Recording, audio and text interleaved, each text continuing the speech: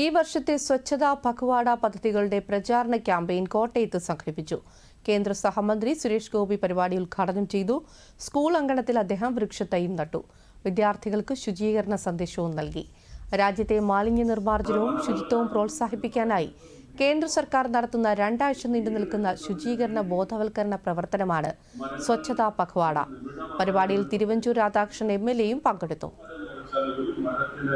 അനുവാദം നിശ്ചയിച്ചിരിക്കുന്നത് 12 മരം തിരിച്ച് നട്ടതിന് ശേഷം മാത്രമേ ആ 10 മരങ്ങളുടെ വീട് നിർമ്മിക്കുന്നതിന് സാധിക്കുമെന്ന് പറയുന്ന ലിഖിതമായ നിയമം, പുതിയ നൂതന സംവിധാനം, എത്തനോൾ ബ്ലെൻഡിംഗ് എന്നൊക്കെ പറയുന്നത് കൂടുതലായിട്ട്, അപ്പൊ തന്നെ പവേർട്ടി മാനേജ്മെന്റ്, ഇതെല്ലാം വലിയ വിഷയങ്ങളായിട്ടാണ്.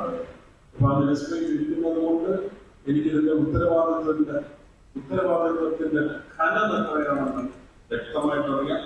മക്കളെല്ലാം നാരായണന്മാരെ പോലെ നിങ്ങൾക്ക് ആവുന്നത് ചെയ്താൽ